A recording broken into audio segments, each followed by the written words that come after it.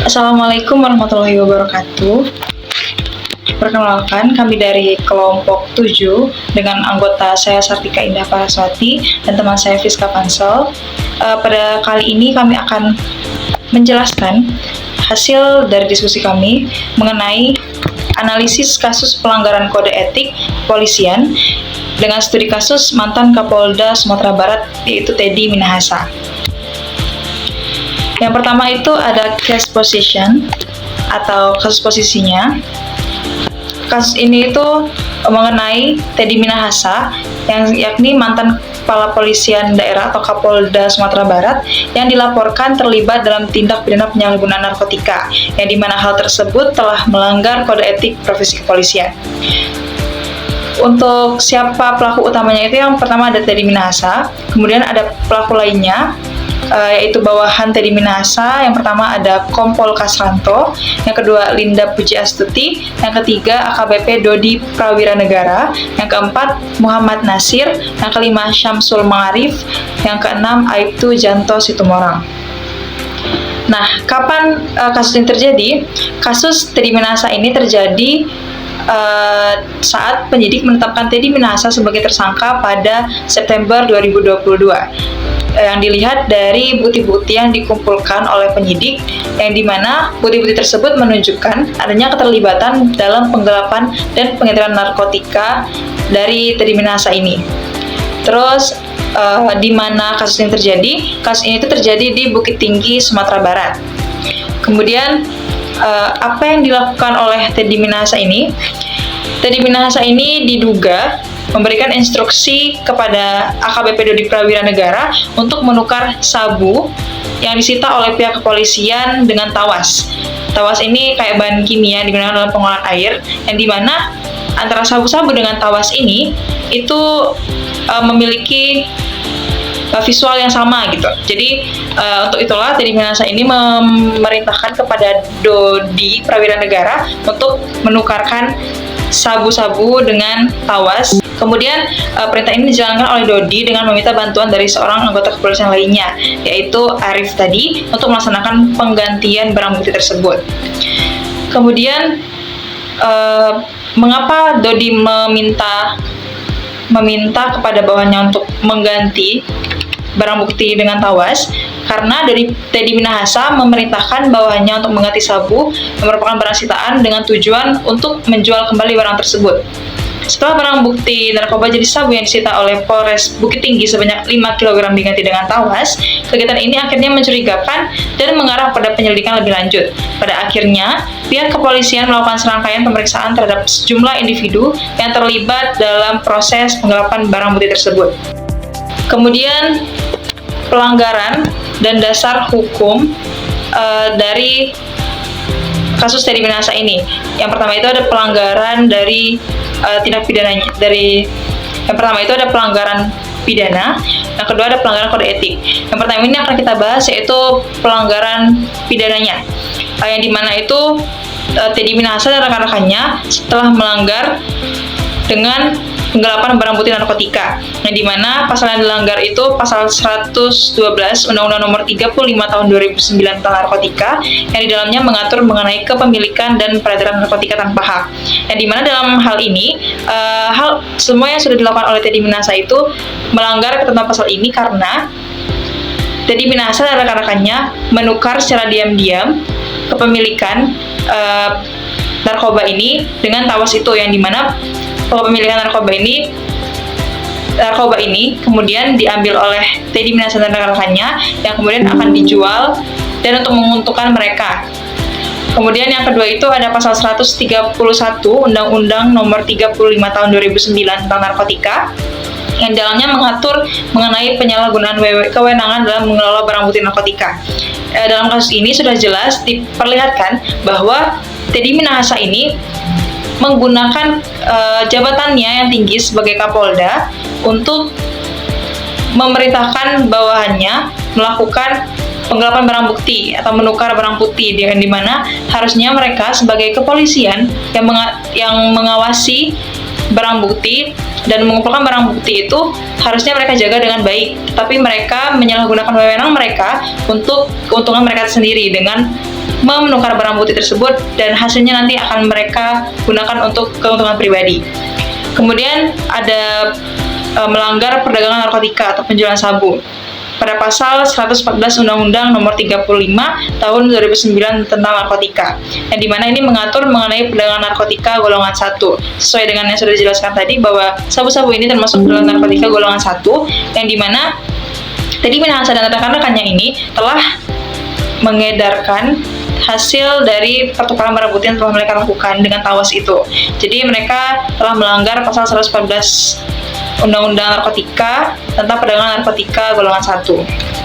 Selain melanggar peraturan ketentuan tentang hukum pidana, yaitu tentang narkotika, Teddy Minahasa dan rekan-rekannya juga melanggar kode etik kepolisian karena mereka sebagai orang yang bekerja atau memiliki jabatan tinggi di institusi kepolisian melakukan hal-hal seperti itu yang dimana melanggar kode etik kepolisian, yang dimana menurut Peraturan Kepolisian Negara Republik Indonesia Nomor 7 Tahun 2022 tentang Kode Etik Profesi dan Komisi Kode Etik Kepolisian Negara Republik Indonesia, Teddy Minahasa melanggar beberapa pasal. Yang pertama itu pasal 6 ayat 1 huruf A yang berbunyi, setiap pejabat Polri yang berkedudukan sebagai atasan wajib menunjukkan keteladanan dan kepemimpinan yang melayani, menjadi konsultan yang dapat menyelesaikan masalah, serta menjamin kualitas kinerja bawahan dan kesatuan Polri. Dan di mana dalam hal ini Teddy Minahasa melanggar kode etik ini karena tidak mampu menjaga keteladanan dalam memimpin bawahan supaya menghasilkan kinerja yang baik. Sedangkan Teddy Minahasa ini malah memerintahkan bawahannya untuk melakukan hal-hal yang melanggar kode etik dan melanggar ketentuan pidana. Yang kedua itu ada pasal 8 huruf B yang berbunyi setiap pejabat Polri dalam etika kepribadian wajib bertanggung jawab, jujur, disiplin, bekerja sama, adil, peduli, responsif, tegas, dan humanis. Yang dimana dalam hal ini, Teddy Minahasa dan rekannya tidak memiliki sifat yang disebutkan pada pasal ini. Dibuktikan dengan perbuatan yang telah mereka lakukan untuk mengganti barang bukti dengan tawas, yang dimana barang bukti tersebut mereka pergunakan dan mereka jual secara bebas. Kemudian yang ketiga ada pasal 9 huruf B sampai C, itu yang berbunyi setiap pejabat Polri dalam etika kenegaraan dilarang B. terlibat dalam kegiatan menentang pejabat pemerintah, dan C. menjadi anggota atau pengurus organisasi atau kelompok yang dilarang pemerintah. Dan dimana dalam hal ini Teddy Minahasa telah jelas melanggar pasal ini karena melakukan larangan, yaitu terlibat pada kegiatan yang melanggar pemerintah dan menjadi anggota yang dilarang pemerintah, yakni dengan terlibat dalam tindak pidana narkotika. Kemudian yang keempat itu ada pasal 10 ayat 1 huruf D yang berbunyi setiap pejabat Polri dalam etika kelembagaan dilarang menyalahgunakan kewenangan dalam melaksanakan tugas kedinasan. Di mana dalam hal ini Teddy Minahasa secara sadar telah melanggar dan menyalahgunakan kewenangan serta melanggar etika kelembagaan dalam melaksanakan tugas kedinasan. Kemudian terakhir itu ada pasal 11 ayat 1 yang berbunyi setiap pejabat Polri yang berkedudukan sebagai atasan dilarang A. memberi perintah yang bertentangan dengan norma hukum, norma agama, dan norma kesusilaan, B. menggunakan kewenangannya secara tidak bertanggung jawab, dan C. menghalangi dan atau menghambat proses penegakan hukum terhadap bawahannya yang dilaksanakan oleh fungsi penegakan hukum. Dalam hal ini dengan memerintahkan bawahannya untuk melakukan hal yang dilarang pemerintah seperti penggelapan dan pengedaran barang bukti narkotika, Teddy Minahasa telah melanggar semua larangan sebagai atasan yang diatur dalam kode etik kelembagaan di kepolisian. Selain Teddy Minahasa, selain pelanggaran yang telah dilakukan oleh Teddy Minahasa, rekan-rekan atau bawahan Teddy Minahasa juga melanggar kode etik kepolisian, yaitu pada pasal 6 ayat 2 huruf B dan C tentang kewajiban untuk menolak perintah atasan yang melanggar norma dan melaporkan penyelewengan kinerja atasan, di mana rekan-rekan mereka ini malah mengikuti perintah atasan mereka yakni Teddy Minahasa untuk melakukan hal yang menyalahgunakan kekuasaan atau melakukan hal-hal yang dilarang oleh pemerintah. Itu sudah melanggar pasal 6 ayat 2 huruf B dan C Kode Etik Kepolisian. Untuk pembahasan selanjutnya itu penyelesaian hukum atau legal settlement, itu akan dibahas oleh rekan saya yaitu Fiska Kansel. Legal settlement. Penyelesaian hukum terhadap kasus Teddy Minahasa dilakukan dalam dua penyelesaian, yakni yang pertama penyelesaian hukum pidana. Berdasarkan tindak pidana yang dilakukan terkait penggelapan dan pengedaran narkotika, serta sudah terbukti dengan jelas, Teddy Minahasa divonis dengan hukuman penjara seumur hidup pada 9 Mei 2023 oleh Pengadilan Negeri Jakarta Barat. Yang kedua, penyelesaian kode etik kepolisian. Sebagai akibat dari pelanggaran berat terhadap kode etik profesi kepolisian, Komisi Kode Etik Polri memutuskan menjatuhkan sanksi administrasi kepada Irjen Teddy Minahasa berupa pemberhentian dengan tidak terhormat atas pelanggaran etik yang dilakukan. Penyelesaian hukum terhadap bawahan Teddy Minahasa antara lain untuk AKBP Dodi Prawira Negara, ex-Kapolres Bukit Tinggi. Majelis Hakim memvonis Dodi dengan pidana penjara selama 17 tahun. Yang kedua ada Linda Pujiastuti alias Anita. Majelis Hakim memvonis dengan hukuman 17 tahun penjara dan denda sebesar 2 miliar. Untuk Kompol Kasranto, mantan Kapolsek Kalibaru, ia divonis dengan hukuman 17 tahun penjara dan denda 2 miliar. Kemudian Aibtu Janto Situmorang, ex anggota Polsek Muara Baru, divonis hukuman 13 tahun dan denda sebesar 2 miliar. Syamsul Ma'arif divonis dengan hukuman 15 tahun penjara serta dengan denda 2 miliar. Muhammad Nasir alias Daeng divonis 9 tahun penjara dan denda sebesar 2 miliar rupiah. Kesimpulan dari kasus pelanggaran yang melibatkan Irjen Teddy Minahasa, mantan Kapolda Sumatera Barat, menunjukkan bahwa pelanggaran kode etik kepolisian dan tindak pidana yang dilakukan oleh pejabat tinggi Polri dapat memiliki dampak yang sangat merugikan terhadap citra institusi kepolisian dan kepercayaan masyarakat terhadap lembaga penegak hukum.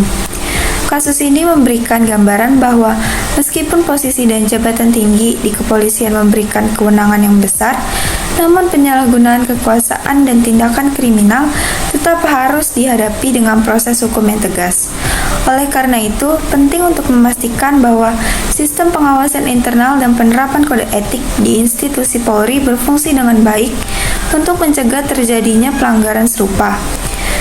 Untuk saran atau rekomendasi, berdasarkan hasil analisis terhadap kasus Teddy Minahasa, terdapat beberapa rekomendasi untuk memperbaiki tata kelola kepolisian, mencegah terulangnya pelanggaran serupa, dan memulihkan kepercayaan masyarakat terhadap Polri.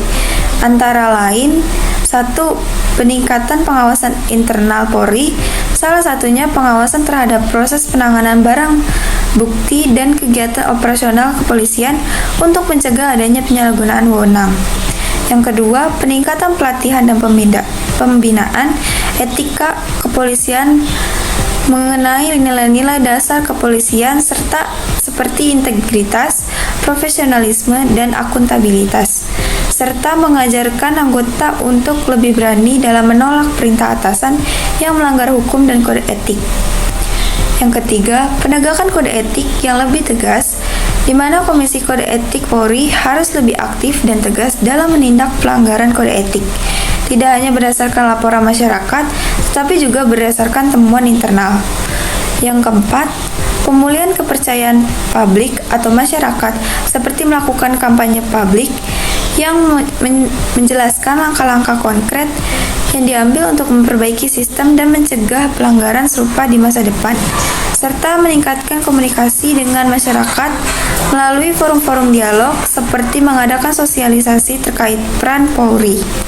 Yang kelima, penerapan teknologi dan sistem informasi untuk mencegah pelanggaran seperti sistem pelaporan daring yang lebih mudah diakses dan aman bagi anggota Polri, serta masyarakat dapat melaporkan pelanggaran atau penyimpangan yang terjadi di kepolisian. Yang keenam dan yang terakhir, peningkatan kerjasama dengan lembaga pengawasan eksternal seperti Komnas HAM, Ombudsman RI, dan lembaga anti korupsi lainnya untuk melakukan audit terhadap prosedur dan kebijakan yang ada di Polri, agar tidak terjadi penyalahgunaan kekuasaan yang merugikan institusi Polri. Demikian materi mengenai analisis pelanggaran kode etik kepolisian dengan studi kasus mantan Kapolda Sumatera Barat yaitu Teddy Minahasa. Semoga apa yang kami sampaikan bisa diterima dengan baik, dan jika ada saran maupun kritikan tersebut akan sangat bermanfaat bagi kami untuk menjadi lebih baik lagi ke depannya. Kalau begitu kami tutup. Wassalamualaikum warahmatullahi wabarakatuh dan terima kasih.